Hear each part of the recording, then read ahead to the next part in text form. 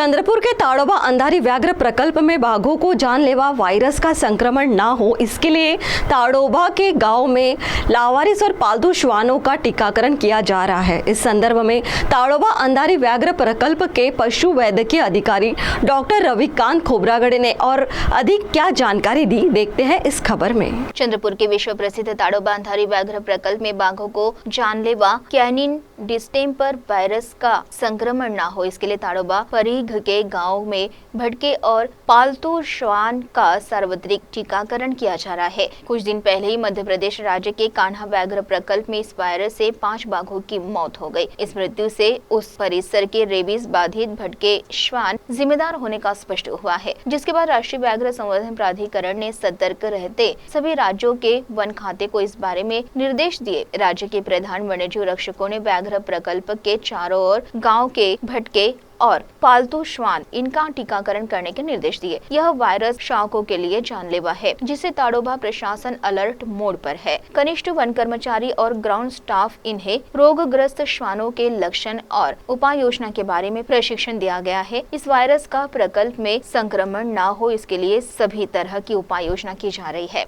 इस पर वन्यजीव ताड़ोबा अंधारी व्याघ्र प्रकल्प के पशु वैद्यकीय अधिकारी डॉक्टर रविकांत खोब्रागड़े ने जानकारी दी। आज सध्या रिसेंटमध्ये आपल्याकडे कान्हा नॅशनल पार्क मध्य प्रदेशमध्ये 5 टायगरची डेथ झाली आणि त्याचं कॉज ऑफ डेथ हा कॅनिन डिस्टेम्पर त्यांनी कन्फर्म केलेला आहे।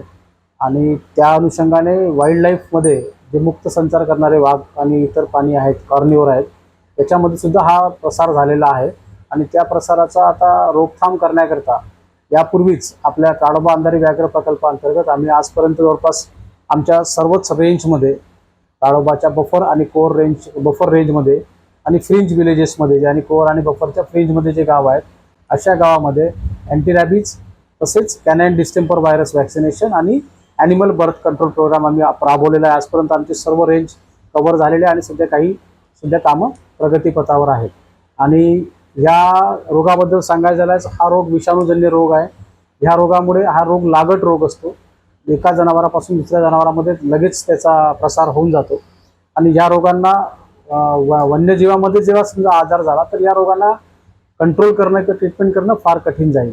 त्याच्यासाठी प्रिव्हेंटिव्ह मेजर्स म्हणून हे जे ॲनिमल बर्थ कंट्रोल प्रोग्राम, जे गावठी कुत्रे जे असतात किंवा शेतकऱ्यांचे कुत्रे त्यांच्यासोबत शेतात जातात किंवा जंगलात शेतकरी जेव्हा जातो कामाला किंवा तेंदूपत्ता कलेक्शनला अशा वेळेस, त्यावेळेस त्या कुत्र्यांच्या याच्यामुळे संसर्गात आहे त्यांच्यापासून ते आजार जो CDB जो व्हायरस आहे, हा व्हायरसचा आजार वन्य प्राण्यांमध्ये पण होऊ शकतो। ते भीती टाळण्याकरता त्यांच्या प्रत्येक गावठी किंवा म्हणजे पाळीव कुत्रे किंवा त्यांचे जे मोकाट गावातले कुत्रे आहेत त्या कुत्र्यांना कॅनिन डिस्टेम्परचं वॅक्सिनेशन करणं आणि तसेच अँटी रॅबीजचं वॅक्सिनेशन करणं आणि त्या कुत्र्यांची लोकसंख्या कमी करण्यासाठी आपण ॲनिमल बर्थ कंट्रोल प्रोग्राम सुद्धा आपल्या ताडोबा अंधारी व्याघ्र प्रकल्पाअंतर्गत माननीय क्षेत्र संचालक डॉक्टर प्रभुनाथ शुक्ला यांच्या मार्गदर्शनात आपण आमच्याकडे सध्या सुरू आहे। आणि आता भविष्यात आम्ही चंद्रपूर आता सध्याच गाईडलाईन्स आलेली आहे NTCA कडनं 5 तारखेचीच गाईडलाईन्स आहे की ॲडवायझरी आलेली आहे, त्याच्यामध्ये prevention and management of canine distemper in tiger landscape, या अनुषंगाने सुद्धा आमचं आता काम वेगाने सुरू आहे।